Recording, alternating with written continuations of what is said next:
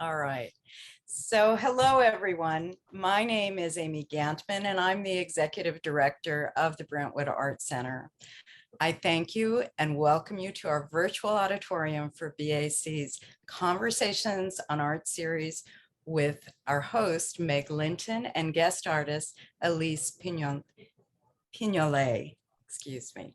I'm joining you today from BAC's new studio pop-up in Santa Monica, located at 1025 Montana Avenue, where we're hosting in-person art courses for the first time in over 2 years. We will be at the pop-up through the end of August. Now, it has been a challenging time for the world and for the BAC as we transitioned our offerings to a virtual format, which has allowed the BAC to continue to fulfill its mission of providing high quality arts educational opportunities to students of all ages. Our success is due to our incredible and generous board of directors, leadership council, donors, staff, faculty, and students who support BAC through thick and thin. The pandemic has also allowed us to experiment with new technology and create programs like Conversations on Art.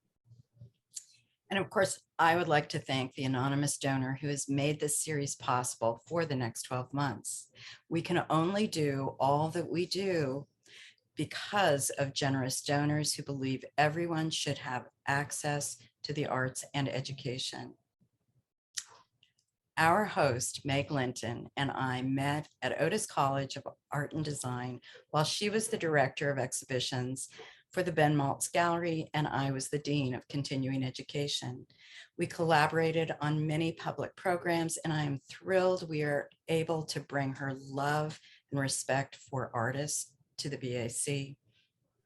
She has been visiting artist studios for over 20 years in her various roles as director and curator of contemporary art spaces in the Central and Southern California region.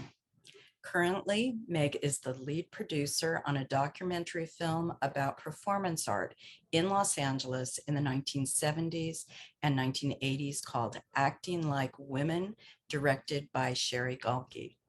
She is also working on an exhibition about the life and work of artist Keith Julius Puccinelli, writing a novel, and of course, conversing with Elyse Pignolet for the BAC this afternoon. I'd like to welcome Meg Linton. Thank you, Amy, and congratulations on the pop-up space. It's very exciting to be back in action. Hello, everyone. Welcome to our conversation on art today and our virtual studio visit with Elyse Pignolet. Summer is here, it's graduation season. Father's Day and the summer solstice are fast approaching, so congrats to all those who are celebrating this time of year, and thank you for being with us today. Before I introduce our guest, a big thank you to the Brentwood Art Center and our anonymous donor for making this program possible, and to our behind the scenes team, Kathleen, Jason, and Jordan, who make everything run smoothly. We are recording today's presentation, and we ask that you mute your microphones and turn off your video. During the conversation, if you have any questions, please type them into the chat box, and I will either work them into the conversation or ask them at the end. In the chat box, you'll also see that I've put some additional information about links about Elyse's work and her upcoming show in Seattle, which she will soon be telling us about. And so just a little intro about Elyse before we launch into our conversation about her hearty, timely, and brave body of current work. Elyse was born in Oakland, California, is proud of her Filipino heritage, and she's based in Long Beach, has her studio at Angels Gate Cultural Center, and works with Copland Del Rio Gallery in Seattle, Track 16 in LA, and will be part of a large show of ceramics at LACMA opening in July. So you'll be able to see some of her work in person. Like ceramicist Joan Takayama Agawa, who was our first speaker in this series last fall, there's a socio-political aspect to Elyse's work that you cannot ignore. So welcome, Elyse. We're very excited to have you here. Oh, thank you so much. I'm so happy to be here. Thank you, Amy and the BAC, for inviting me, and everyone who's joining today. Yeah, I guess we talked about me doing this in my studio. Unfortunately, I'm in a beautiful park at Angels Gate in San Pedro, but the internet isn't always so good. So I'm at home in my office space I made during the pandemic when I was home a lot. And behind me, I have some work, but I did think it might be interesting. I made some short time-lapse videos that kind of show my process. My background, as mentioned, is in ceramics. So here is video in my studio. I'm working with the clay, and I went to school for ceramics. It's been a couple of decades. Ceramics in the art world has definitely changed since I first started. I don't use the wheel that much. I mostly hand build. So this is here, I'm working directly with the clay and just using my hands. Where did you go to school? I came to Long Beach. They have a great program back long time ago when I went, but even now, and they have I believe they started a Center for Contemporary Ceramics, and they have this really amazing summer program there that invites artists of, mostly ceramic, I believe, but also non-ceramic artists to come and work with, all the skilled people there. So it was a really great program. And part of the reason why I wanted to go there, I was, interested, going to art school. When I decided I wanted to do ceramics, it was a program that offered, a traditional side of ceramics, but also a more non-traditional. So it was great to have both of that. So like one of my teachers was Kristen Morgan, who is an artist and sculptor now, and she worked in clay, but none of her pieces were fired. So it was really intriguing to me to have sort of that education of both the traditional and the non-traditional. Mm-hmm. And for me, always the sort of exploration in ceramics and the sort of the boundaries between painting and sculpture and ceramics. So here you'll see me, I'm painting, I'm using handmade ceramic tile, and I've built this wall in my studio, and it has very narrow shelving. So I can put up, a big section of tile as big as 10 feet by 10 feet. So here you see, so painting is definitely really a part of my practice. And the other thing was that the idea that I can, really like work with architecture and create these installations that are outdoors was really intriguing to me. So yeah, because you've done several public art commissions, right? I have, yes, over the years. So these large kind of tiled murals. Exactly. There's one in San Pedro at the Gaffey Street Pool, and there's 3 in San Francisco at a theater they built for jazz, Catalina Island. And a few of those most of those I collaborated with my partner and artist Sandow Burke. So for the big public projects, they're usually very large in scale and time consuming. So it's nice to partner on that. Mm-hmm. But these works are for solo exhibition. And this is actually all the work that I've been working on towards this new show, new body of work that opens soon at Copland Del Rio in Seattle.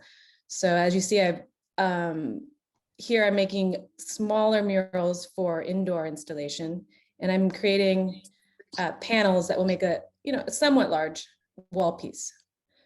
I can't remember the dimension, and so this is the process of taking the tile that's painted fired in the kiln, and then I'm sort of gluing and grouting and putting them on the panels for display. And you can see I have on the wall there is because I have to, it's a puzzle piece when it gets out of the kiln. They just go in individual pieces. So I have systems of putting them back together again when they come out. That's great. How long did it take you to kind of get that wall together? I must have, I've had it up for a long time now. So I think it was, one of my first public projects. And so like I said, I can do a 10-foot square panel of tiles at a time. And this is a quick, sorry, it's super fast, but you can see the inside of my studio. Things are finished and in different states of process. you get a sense of the light and space. And there's my son. Here, I'm going to play it again because it's so quick. Yeah. It's a very efficient quick. space for the amount of work that you do. And it's a small space, but it is a small space. Yeah. But it's really workable. workable. It's like a galley kitchen studio or something. Working on a boat or something. Yeah. But you can see in the background, there's a slab roller, which is a really useful tool for me. And I do have a wheel and a kiln, and and the large table in the middle moves around, so I can, depending if I need to work on the floor or, it has flexibility. Here, it's the one-man shop here, one-woman shop. I'm packing everything. So it really is showing the process all the way up to getting the works ready to be shipped to Seattle. That's an art in itself, just packing. Yeah. So there's your show. They're all ready to go. Yeah. And the show opens July 9th at Copland. July 11th. Oh, July 11th goes, no, June 11th through July. June 11th. Sorry. There we go. It's June 11th through July 9th. So it's coming right up. Here we go. See, I put the slide in. There you go. Hey. It's titled May I Finish? Copland Del Rio Gallery. Oh, I put it wrong. Look, I wrote June 3rd. That's our day. So tell us about this fabulous project. Because there's a lot that goes into making your work. There's research, there's, finding out what message and then what shapes and designs you want to make. Exactly. And I tend to, like, if I have a show down the line, like I start, I'm thinking about how thematically or what conceptual ideas is it going to be about. But, it sort of, one tends to lead to the next, it's all really a process. And even though we just sort of ended at my newest body of work, I really wanted to take us back to sort of the beginning of this series that I've been working on. And I tend to call it the blue and white series because it mostly draws from the traditions, the global traditions, ceramic traditions of blue and white ceramics. And that was part of the reason why I was so interested. I was, it's the fact that it is global. And so it's familiar, even if you have a background in, Asia or, Europe, Middle East, Africa, there's traditions of blue and white ceramics globally. So that really intrigues me. And the fact that it's been over, hundreds of years appropriated, by different cultures. And so it, to be part of that lineage, and also that, that when people see it, that they're sort of immediately, it's somewhat familiar. So even if I'm taking bits and pieces from all the different cultures, it'll be familiar. But sort of the beginning of this series started a few years back, and it was, if you can remember, when Trump was newly elected in 2016, I was, pretty upset about the political environment and all that was going on in the country at the time. And I didn't really plan, but there was definitely a shift in my art as all aspects of my life became more engaged politically and socially. So there was like that sort of happening already. Then I just sort of, like I mentioned, I was looking back through history, and I was thinking about these sort of, global, ceramic traditions. And it was sort of the same time that there was this global new feminist movement happening. And it was all through this social media viral hashtag Me Too. And so those sort of things collided in my thinking. And so I started appropriating the blue and white ceramics and making commentary on what was happening in current events. If you can remember at the time, there was just this flood of news and accusations being made. And you really, every time you turned on the radio at the time, you can hear, these sort of new men being accused by many women big names like this piece in particular is what came out of something Trump was caught on, I can't remember the newscast, but on video saying, you know, you can, if you're a celebrity, you can do anything, you can grab them by the pussy. And that sort of went viral as well. And then I think another woman came out and said, you know, he was like an octopus. He had so many arms, you know, grabbing me. And so, you know, I made a piece, this is the piece that came out of sort of those events. Yeah, and for me, it was, you know, I believe I'm a feminist. I've always, you know, I care about these kinds of things. And it really struck me that this was a movement that was global and that was sort of never seen before, that, that, you know, there have been these, you know, separate things, but it was really struck me how powerful and that these women came out and that, you know, that became global and viral. And then there was real things happened, you know, arrests were made, there were, you know, real changes. So that was really interesting. So I continued in this series and they were really about the specific events and the specific people. So the names, so this is like, and there was a lot out of Hollywood and in the politics, you know, political people at the time. This is Louis C.K. The one before, I believe, was like a Hollywood director who was known to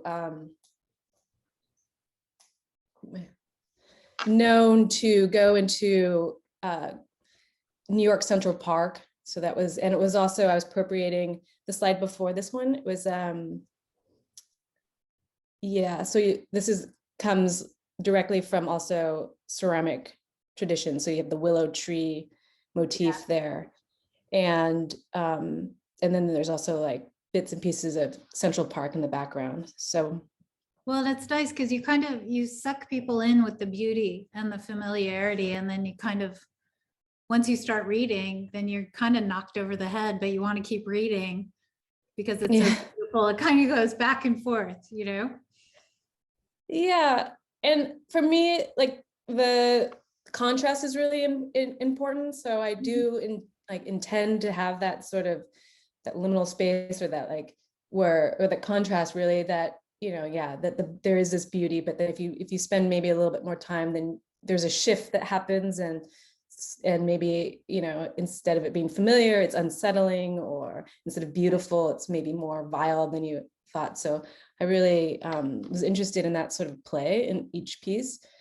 So this is sort of showing kind of like how it would come across, you know, a specific, you know, whether it's in the radio or in the newspaper itself, and how I can, you know, appropriate that. And so this is my piece for that. Yeah. And that's Al Franken.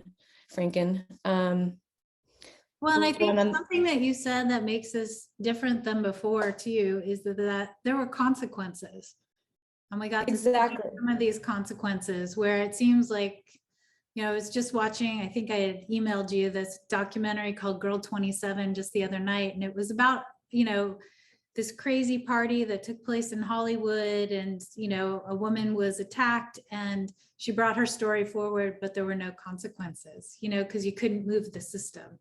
So the fact it was happening globally and that the world's watching was pretty amazing. It was very, very powerful. Yeah. And that there were real consequences. Yeah, I felt like it was a movement I had never seen in my lifetime before. Yeah. So this was, there's, you know, accusations of ex-presidents, including Bush Sr., who was accused of, I don't know, of groping while taking pictures with people. Yeah. And so, I was going to ask you, what is it about like actually painting the quotes out and the like putting the text down into ceramic, into a permanent kind of record, memorial? There's all these things. What's the power in that? There's several things. I think on a personal level, I think for me, there's a way that, you know, engaging with this very specific, and it's very specific, the language that I choose, you know, and processing, what does it mean, like the word, and the other piece has the word slut, and that word is so casually used, it's almost, I don't know. And so it's like those kinds of words like that you hear, like bitch or slut, like what does it really mean? Like why are these words, thrown around so casually? And so for me, it's like part of sort of thinking about that and confronting it. But then there's also that contrast thing that we talked about. So yeah, the idea of taking this sort of transitory language that that is used daily and often, but it's not, it's gone here, there, and gone. But then to put it on something that is so permanent, is an interesting idea to me. Yeah. Because these do, they kind of feel like they're a memorial of a moment. They're capturing it. And while they're kind of like this beacon while you're making them, but then as time passes, as it moves on, then it's like, oh, that's a different type of recording than just a news article. Right. And it's interesting because, like I said, like this was the beginning of this series. So it's evolved as I have had other exhibitions. So when I first started, this was really about this movement and these specific events and these men. So they were more, event or news related. But as sort of ideas of this like come about, I mean, this is these men, and some of them, like there's a piece, Bill Cosby, it's like for 40 years, like how many women came out? So it's like, what are the mechanisms in society? So it's really not just about these men, like these one specific event. It was like that allowed this to happen over decades and decades. There's something more than that, right? You're getting at more than just this guy did this one thing. It's like, no, people saw things. This happened over decades. Yeah. What allowed that to happen? And so, and also for me, like I work. It's the silencing. It's that pervasive silencing of people. Yeah. And there's certain other language that protects it, right? That's, boys will be boys. That's locker room talk. So that's another kind of language that protects this other sort of language. But also the idea of using the plates intrigued me, because intentionally I'm starting in, in this domestic realm. And so there's this, strong association of the feminine. And so that's sort of important and intentional. And then also with the plates and the dishes, like I intend for each piece to be a, standalone piece of art. But as I think about it, it really also for me is like this collection, this bigger conversation. So when I install them, I think about when one plate is next to, another plate, what does it mean? So as we saw all these plates separate, I think there's a bigger thing that happens when you view them all together. So that's also, an intention. And so with the plates, I also was looking, at historical ceramic vases and vessels and objects, and sort of reimagining, creating my own. So this is sort of based on tulip vases.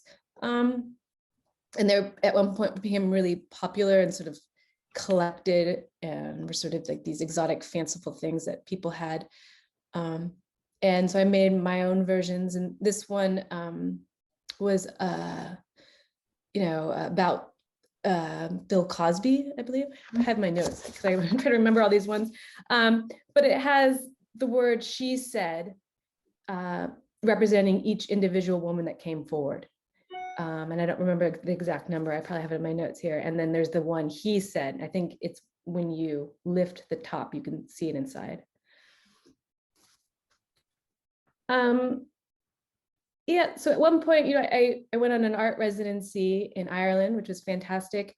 But they didn't have ceramic facilities there, which was, actually very lovely for me. Sometimes it forces me to, get out, do something out of maybe my normal comfort zone, or, I'll start using different materials, and it, through that process, you have different ideas.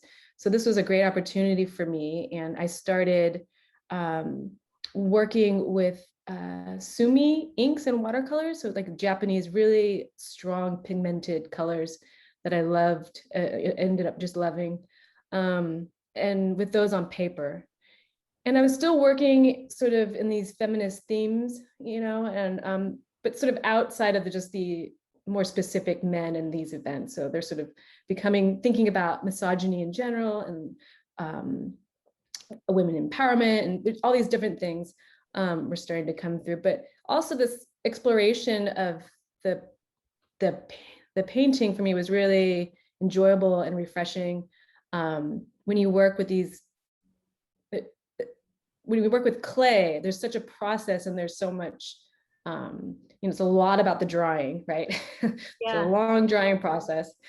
And I get sometimes, you know, after working clay a long time, it can be frustrating. You can put things in the kiln and they can not come out, things like that. And so there's a little bit. Are you able to move through a lot of ideas too? Because it's an immediate process that you're working when you're drawing. In the watercolor? Yeah. Yeah, I mean, I do a lot of sketching and drawing just for my own just ideas, but yes, you can. And the drawing is so quick. It's lovely.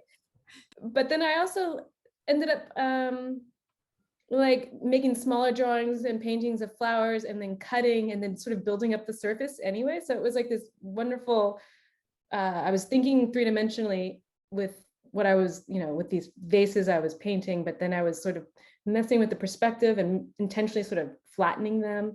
But then I was also,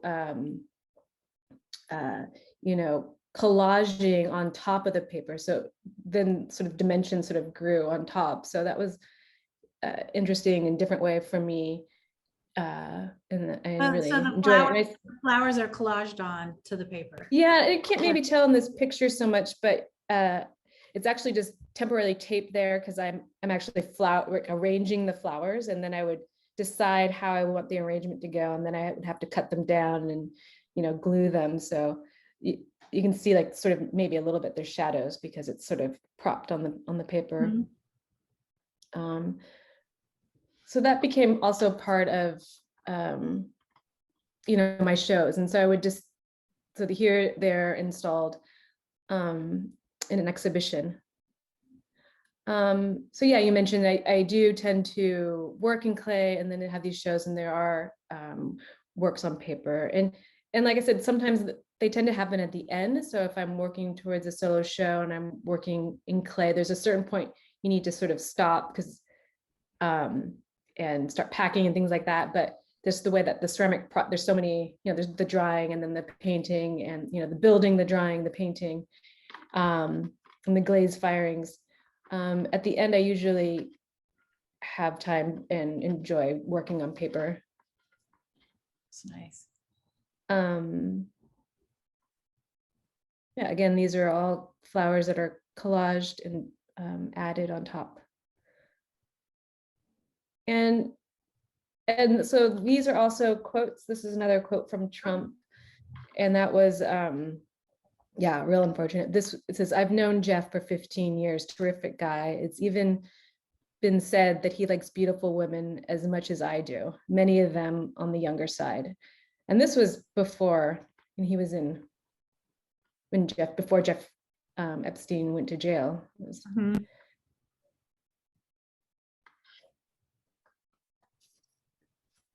Saw this earlier. The installations are beautiful. Thank you. And so that was a show that I had at Track 16, and that was sort of showing sort of the beginning, as I mentioned, when it was sort of based on the Me Too and the current events and things that were happening, which kind of led me to the next body of work, where I was sort of like thinking about those mechanisms in society, like how could these things happen, and how could they go on for so long? And so I started having to really think about like tropes and cliches and sort of stereotypes, and sort of how insidious they are in society, and you know, they're so easy and they're used often. So I was sort of the basis of this body of work. So sort of really examining, so this is a piece that says homemaker on one side, and then I think the next slide says home wrecker. You know, and so thinking about stereotypes and,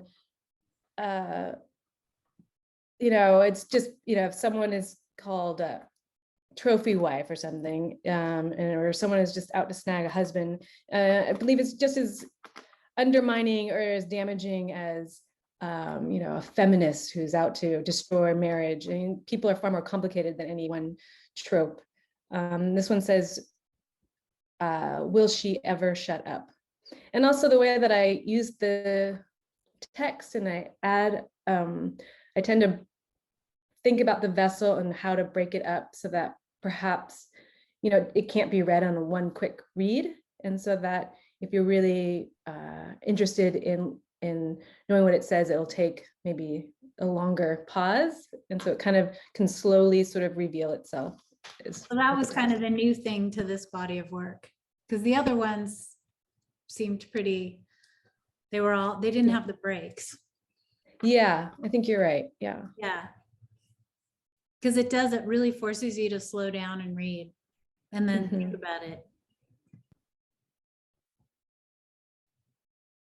Yeah, so like how this one, you know, one angle, you can't read the whole thing at one shot. So you have to go around the whole piece. And I think it says, she's a liar over the top and nice piece of ass around the bottom.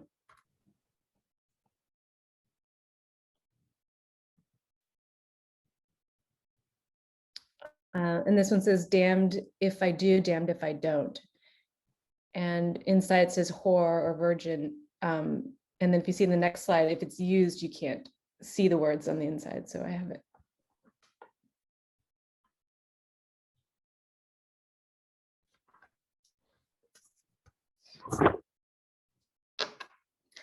Yeah, and this is another vessel. It's 3 ceramic pieces stacked. And again, thinking about sort of cliches and tropes in society or in literature here, or in movies, all around has different things. So here we have Femme Fatale, Hussy, Lolita, Pandora. So these come out in 3 parts. They do. And then so it's kind of how a large piece. Maybe 2 feet. Oh, okay. Yeah. Yeah, I guess. Yeah. But it has, yeah, writing all around the 3-part or the 2 parts, I think. And then again, there's you can put flowers in it, or maybe perhaps the next. Yeah, there you go. Yeah, so this is installed, and you can see that one also has gold. You can see it sort of, the light's hitting it. It's kind of.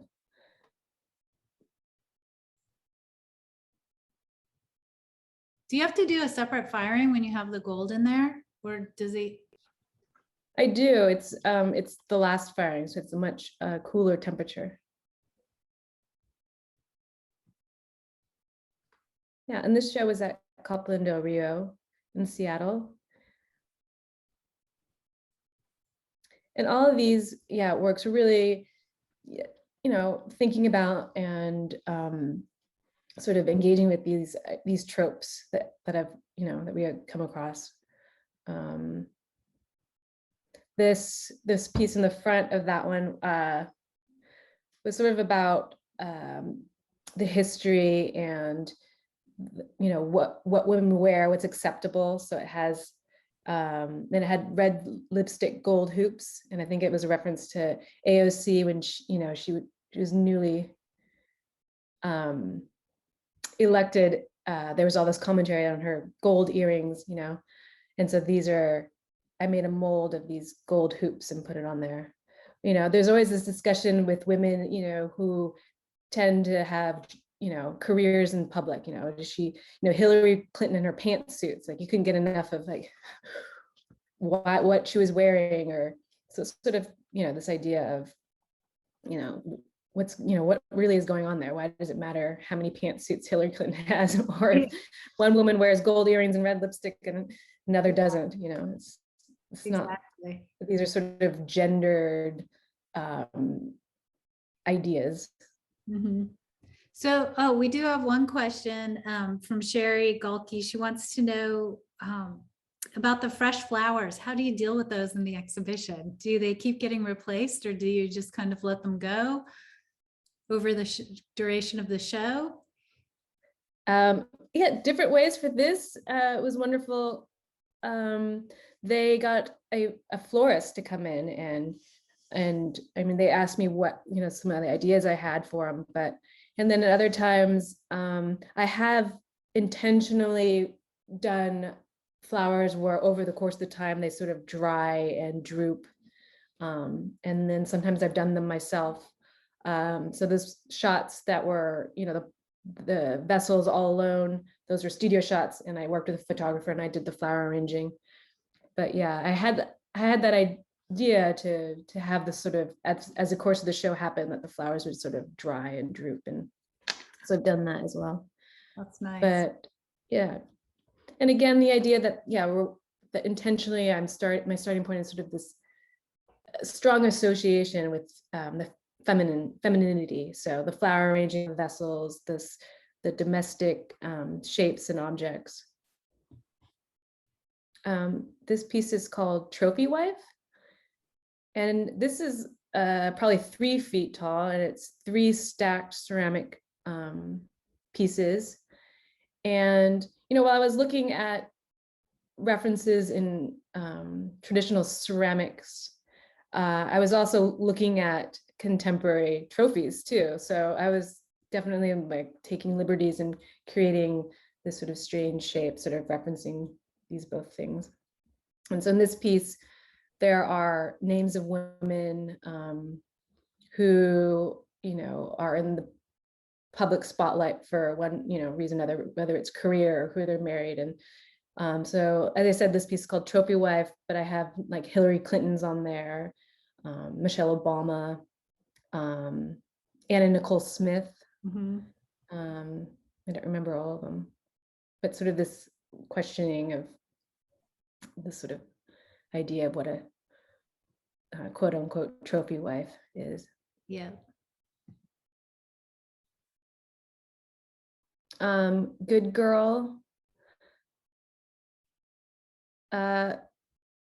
Yeah, so I also have, you saw my son in the video. I have a daughter as well who just started middle school, and it's, we've had all these discussions, more and more about, she comes home and she says things like, I don't really fit in, I'm not like the other girls, or, I kind of like to hang with the boys, maybe I'm a tomboy. And just sort of interesting when we have these discussions about these, these labels and what does it mean? What does it mean to be a good girl? Yeah. This one says bitchy.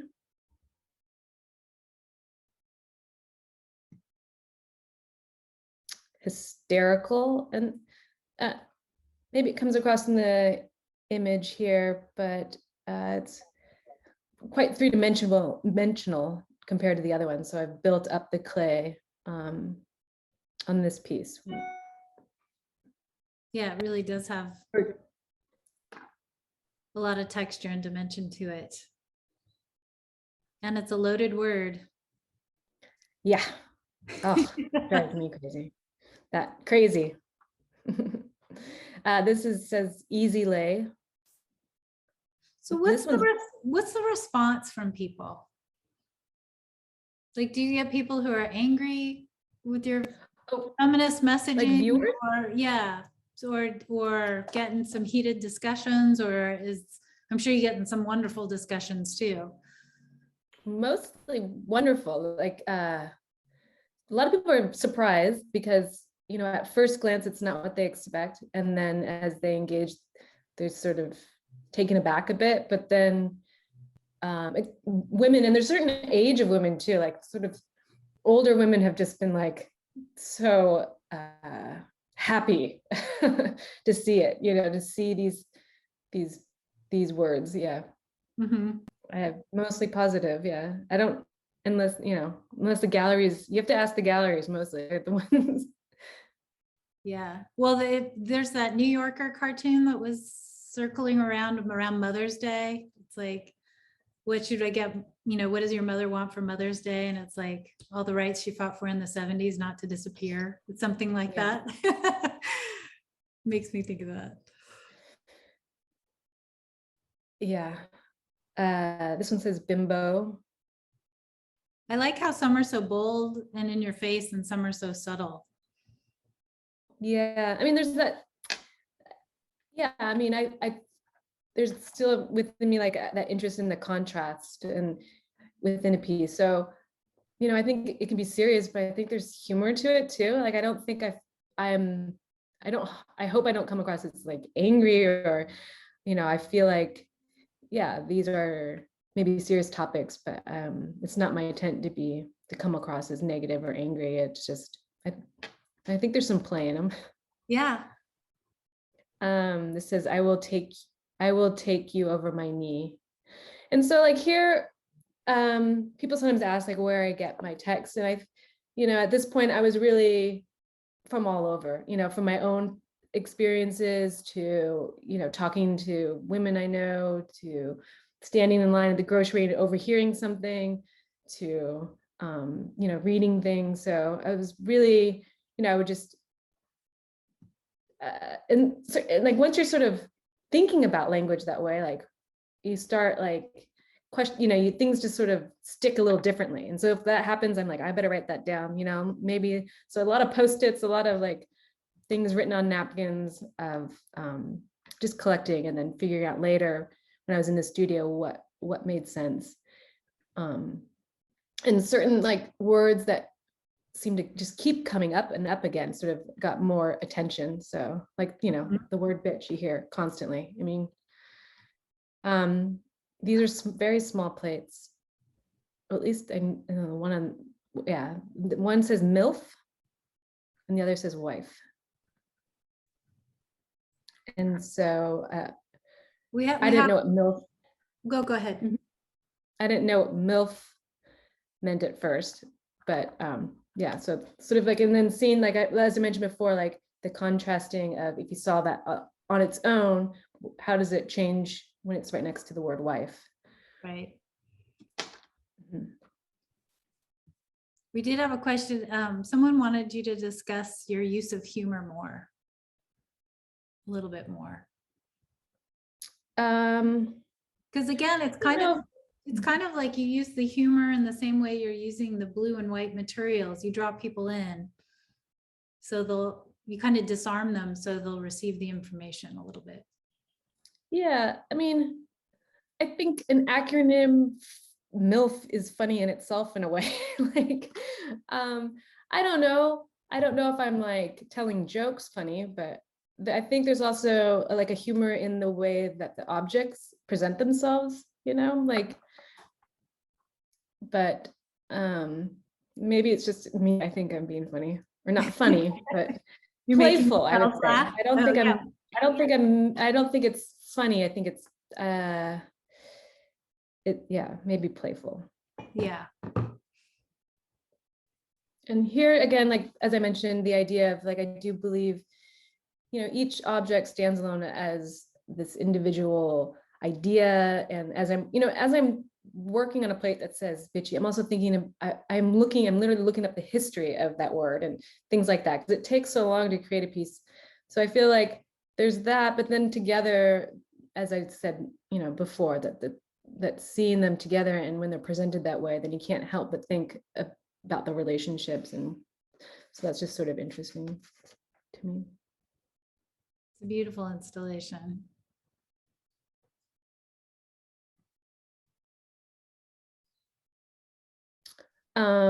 This says locker room banter.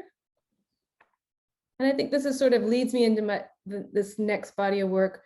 I believe, yeah, you should calm down. So it was an exhibit I had at Track 16 Gallery. And in this one, yeah, so I was, like as I mentioned, it started with, with the Me Too movement and looking at current events that were unfolding in real time.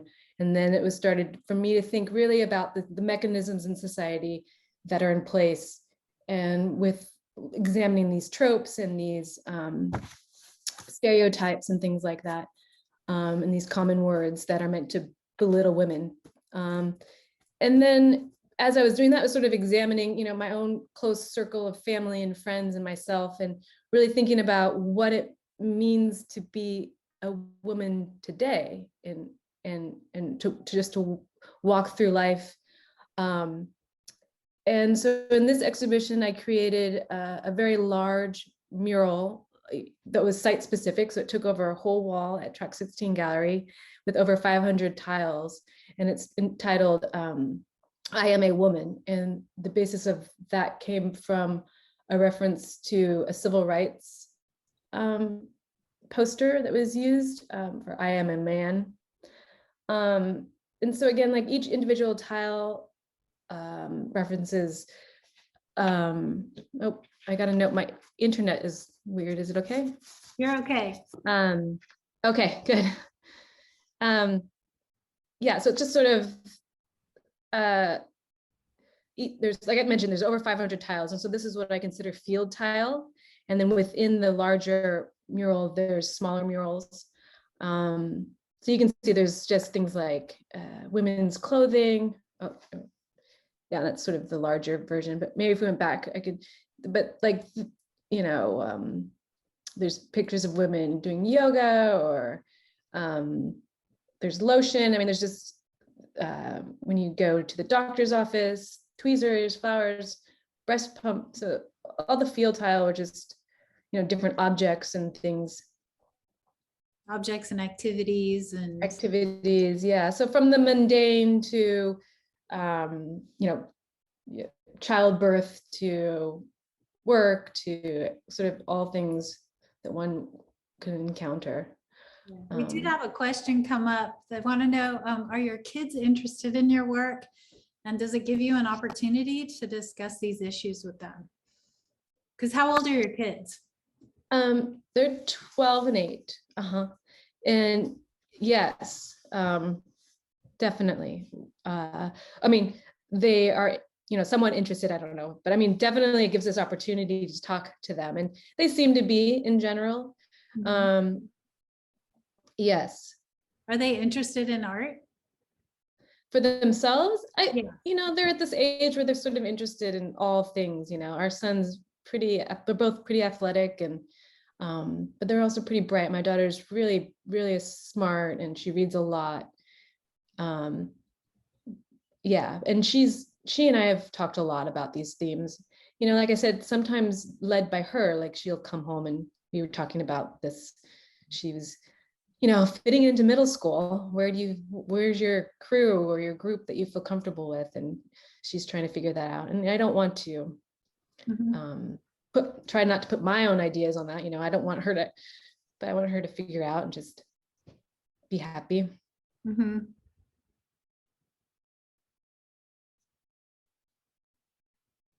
And these tiles are 6-inch square tiles. So there it is in the gallery, and I installed it, temporary, and I use the same little shelves I use in my studio to create that painting wall. I install those on the gallery wall, and then I use Velcro for each tile. So they're nice. Mm-hmm.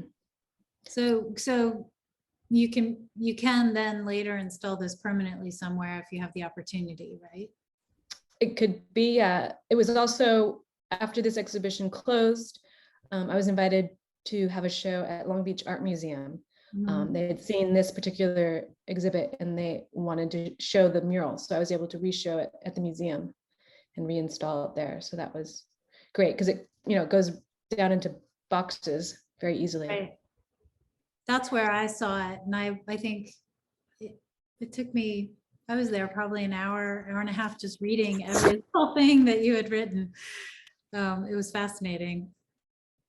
Yeah, and again, so that was like when I started talking about how I showed the plates, and my intent was to have, the plates installed together because of that conversation and that bigger idea that unfolds when that happens. And that was sort of me exploring that in a rather large way with the mural. So each tile being an individual artwork with its own sort of idea behind it, but together it sort of overwhelms you, right? Because it's like, as you stand up to it, it's bigger than you. It takes over your whole view. The top mural, the inside murals on the top, I don't know if maybe there's a one view where it's just the murals straight on, but there are quotes from, at the time, Dr. Ford was giving her testimony on Brett Kavanaugh. And so there's 2 quotes from her at the top. Mm-hmm. Yeah, I am here today, not because I want to be, and forever seared in my memory. And Mm-hmm. then I think there are quotes from Trump. And then there's all kinds of things like in But it's one of those pieces you can just keep looking at forever, and you're going to discover something every time. Or think about something in a different way, or make a different association. Yeah, that's for me, that's what was happening. So even though I painted it and I thought it, like when I see it each time, I have like different associations. Like when I see, one tile. Yeah.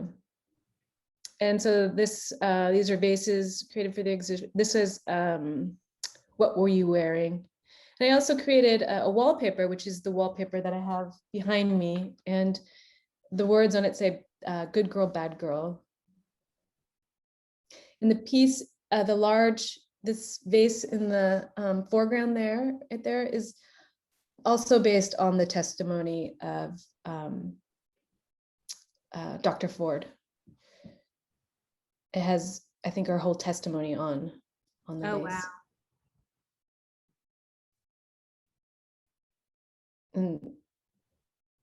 And those are fresh flowers. And this is a large, I think over 3-foot vase. And it's 2 parts. And so I created, I needed to have a lot of surface space. So if I have an idea that, I knew I wanted to put, all of her words without, paraphrasing. Mm-hmm. So I had to create a vessel that would accommodate. So that's why I came up with the idea of using these, big tall walls. Yeah. So we're going to move a little quickly because we're starting to run out of time, but. Oh, yeah. You should calm down. It's the time of the show, and please. And that just shows, this is another large vase that I made for the 100-year anniversary of the women's right to vote. And this was shown at Long Beach Museum as well.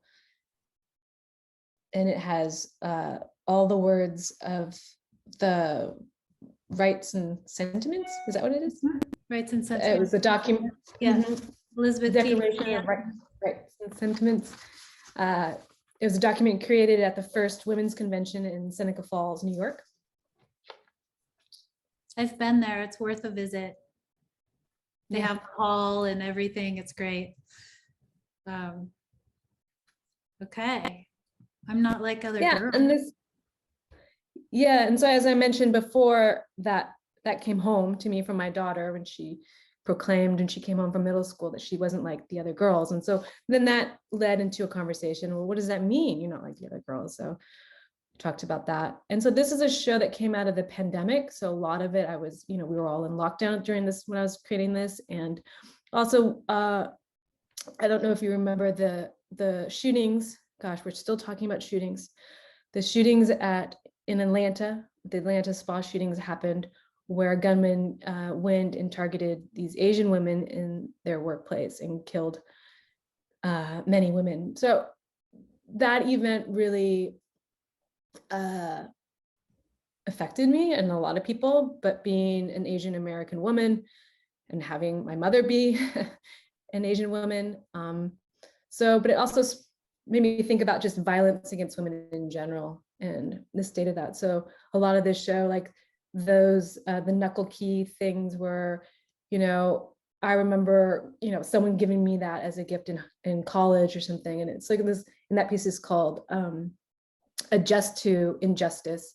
So it's like, instead of this conversation about where the violence is coming from, it's, you know, how did the victims protect themselves, you know, and thinking about, you know, that conversation, like, why is that, you know, why is it that I was, you know, taught to not walk home alone, you know, make sure you're in a lit area when you go to your car, have your keys ready, you know, Instead of solving the issue of violence.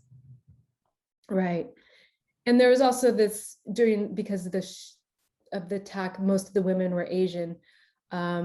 In the media and in the news, there was lots of conversations about, you know, was this a gender-based, you know, violence, or was it race-based? And for me, I can't separate that. Yeah. So these talks. So this piece is called Exotic AF, and, you know, growing up, you know, half Asian, I got a lot of questions of, you know, where are you from? You know, you don't look, you know, you don't look Asian, or you're exotic. And so, and those kinds of words are othering, you know, so it's like, you're not like us, you know. And so I was also thinking about you know, what it means to other, and in women in particular. So this, I created this big installation, and it's called Second Sex, and it's a monument to the othering of women. And creating these mirrors were a new thing for me, and it came out of just the process of just working through things and thinking about, you know, objects, you know, in this domestic realm, but also this idea of, you know, what mirrors mean symbolically in you know, in literature and in art history, and then what it means when they're installed and you can see things reflected in them. You know, mirrors are, you know, thought to be, you know, to symbolize truth. And then these are some of the quotes that came out of the police, you know, after the shooting, you know, again, sort of sympathetic to the aggressor, the killer. You know, he was having a really bad day for him. He was at the end of his rope, and this is the kind of thing that he did, you know, not really, again, addressing what needed to be talked about. This is at the bottom of the big installation, and this is a quote from our Ruth Bader Ginsburg, and this is her talking about abortion rights, and says, when the government takes control of that decision for her, she is being treated as less than full human. It's a powerful quote. So And we have truly relevant. Yes, I'm sorry? Even more relevant. We have a message from Kim. The decorative and vessels themselves are associated with the feminine, are quickly dismissed by many as unimportant. But you're claiming this material to tell truths. Do you ever get discouraged trying to tell these stories? Also, thank you. I love your work. So Thank you. do you get discouraged? Yeah, you know, and then, but I'm optimistic, and it's also for me, you know, without it's not the work that is discouraging, Right. in the way, and so these things are happening, and for me, it's also a way that I can sort of engage and sort of process, and I think it's helpful for me. So this was leading me into my new show, my new body of work, and it was really, we sort of touched on this in the beginning, and this idea of silencing women. So again, these mechanisms, like this just happened not too long ago, where they've actually changed the rules because there's been studies that actually prove that the women justices are interrupted far more than the men. So there's rules now in place to sort of protect that from continuing. And also, you know, I think it's sort of another viral social media thing happened when Kamala Harris was giving, you know, debating Prince. I guess there were candidates at the time, and she had said, Mr. Vice President, I'm speaking. And so that moment, sort of that line, that pause sort of, I think, roared across the country for women. We were like, wait a minute, I understand that.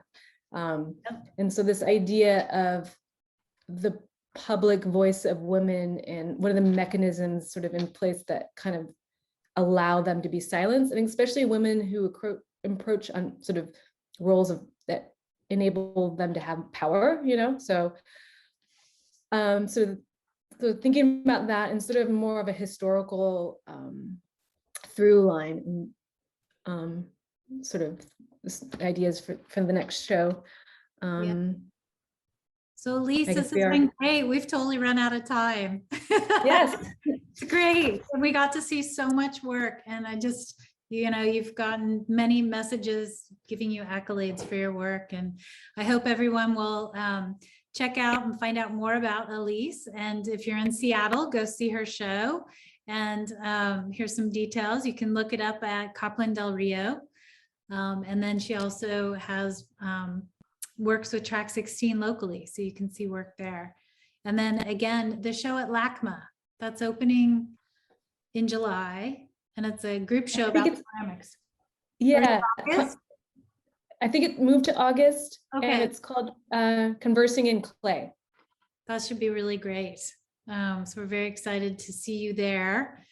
And then also, I just want to invite everyone to the next talk. It's not going to be on the first Friday. It's going to be on July 15th because of, we moved it because of the holiday. And we're bringing in painter Lucas Reiner, who I think he might be joining us from Berlin or somewhere in the world, but he's going to join us and have a conversation. Thank you all for being here. Thank you, Elyse, and we'll see you guys later. Bye-bye.